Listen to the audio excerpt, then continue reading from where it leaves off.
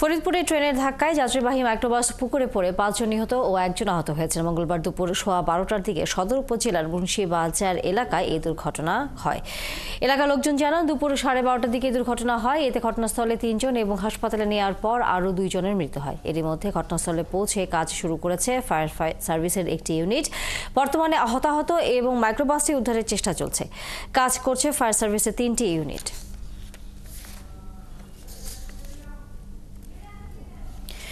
ফরিদপুরে ট্রেনের ধাক্কায় যাত্রীবাহী মাইক্রোবাস পুকুরে পড়ে ৫ জন নিহত ও ২ জন আহত হয়েছে। এই মুহূর্তে ঘটনাস্থলে আছেন আমাদের সহকর্মী মনিরুল ইসলাম টিটু। আমরা যুক্ত হচ্ছি তার সাথে সর্বশেষ খবর জানবার জন্য।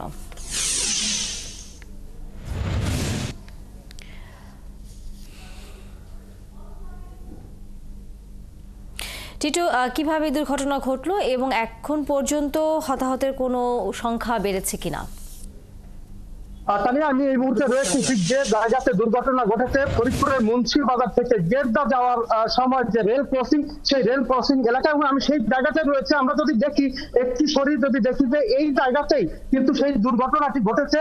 একটি মাইক্রোবাস এই রেল ক্রস করার সময় মধুমতি এক্সপ্রেস নামে একটি যে ট্রেন, সেটি কিন্তু সেই মাইক্রোবাসটাকে সজোরে ধাক্কা মারে এবং ধাক্কা দিয়ে সেই মাইক্রোবাস থেকে প্রায় 300 মিটার দূরে নিয়ে যায়। যারা সেই সময় ছিলেন এমন একজনের সাথে কথা বলার চেষ্টা করি, সেই দুর্ঘটনাটি আসলে কিভাবে ঘটেছিল।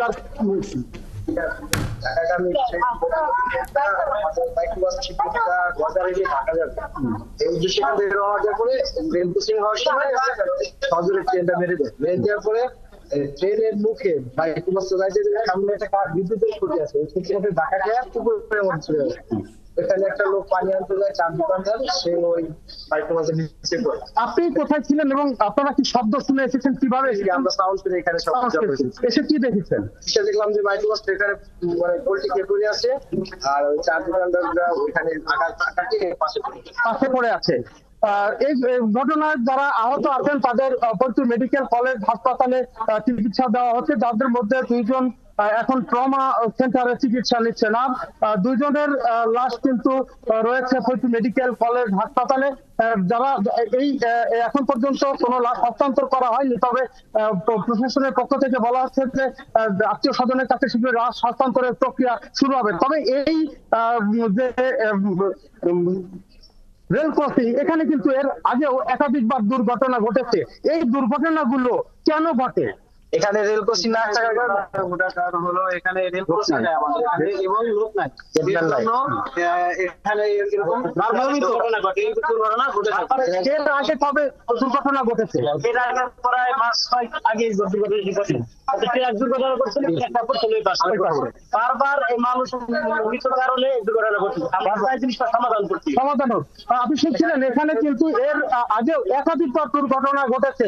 এর আগে একটি ট্রাক দুর্ঘটনা ঘটেছে, তার সাথে একটি অটো দুর্ঘটনা ঘটেছে, বেশ কয়েকটি দুর্ঘটনা। তবে এখানে একটি গুরুত্বপূর্ণ সড়ক হওয়া সত্ত্বেও রেলের কোনো লাইনম্যান কিন্তু এখানে নেই, যে কারণে ট্রেন আসার সময় কোনো ধরনের সংকেত তারা পান না। আরো একটি বিষয় হচ্ছে যে এই সড়কটি এবং রেল দুটির উচ্চতা কিন্তু মূল সড়ক থেকে রেলের উচ্চতা প্রায় 4 থেকে 5 ফিট বা তারও বেশি।